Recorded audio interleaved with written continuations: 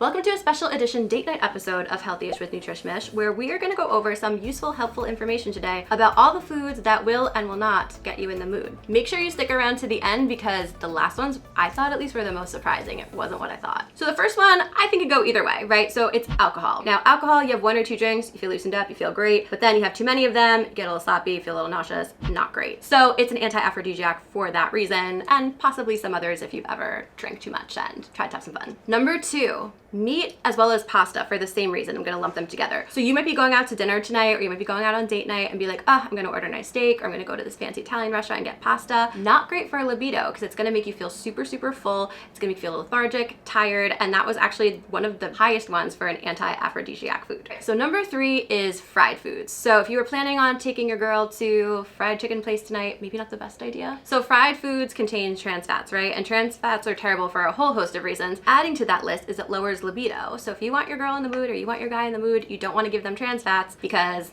it's not gonna happen. All right, this next one is interesting. Licorice, right? Guys, women, you can have all the licorice you want. Guys, stay away from licorice tonight. Licorice actually lowers your testosterone levels, which lowers your libido. So if you were planning on having some Twizzlers today, I wouldn't do it. Number five, microwavable popcorn, which has a ton of chemicals in it anyway, but has a lot of stuff in it that lowers libido, lowers testosterone levels. So if you were planning on putting a bag of microwave popcorn and Netflix and chilling, I would skip the microwave popcorn, do old stovetop or something else. So last on the list is tofu, and this is especially true for the guys. Tofu happens to be the exact same shape as estrogen. So it can bind to your estrogen receptors, which again is gonna lower testosterone and lower your libido. So on our list of things you're gonna avoid tonight, alcohol a little bit, but then you're gonna stop, right? We're gonna stop.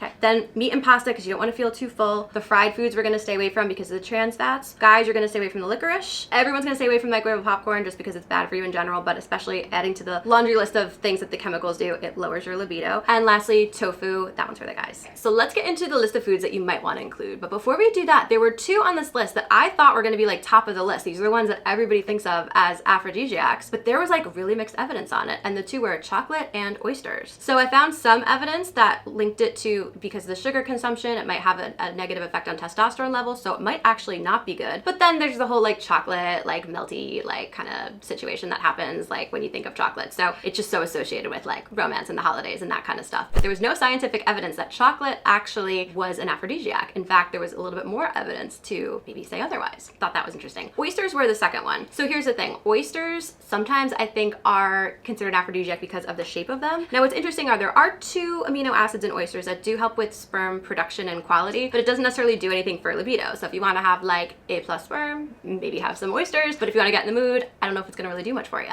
So aren't you glad we had this talk? Now you know everything that you need to know about oysters and chocolate. All right, so number one on the list, and this was true for men and women, I highly recommend everybody includes this tonight, is maca or matcha powder. I don't know how to pronounce it. If you guys do, you can let me know in the comments. So they actually call this nature's Viagra, believe it or not. So for the guys, definitely helps with libido. They also notice it helps a ton for even women in menopause. And the magic number of how much you want to include is 3 grams per day. So I don't know if you want to like run to Starbucks for a matcha latte, Starbucks sponsor me, or you know, make it at home, but that's one that you definitely want to include. There was so much evidence backing that up. That one is actually a legitimate one, guys. So make sure you get your matcha lattes today. Next one is chili peppers. Now chili peppers, the reason that that is actually a known aphrodisiac is because its effect on you kind of is similar to when you're having fun, right? You start sweating, flush face, increases your heart rate. So because of those similarities, it does trigger the same mechanisms that might happen tonight if you're lucky. So make sure that you maybe include some chilies in your diet today, get that heart rate up, let me know if it works. The next two are supplements. So obviously check with your doctor before taking any supplements, blah, blah, blah, blah. One is ginseng. So there's regular ginseng, which has been proven to improve sperm count as well as quality, but then there's specifically red ginseng, and if you can find that, that actually helps with erectile dysfunction. So hopefully that's not something that you suffer with, but if it is, run to your local CVS, Walgreens, pick up some red ginseng, and let me know how it works.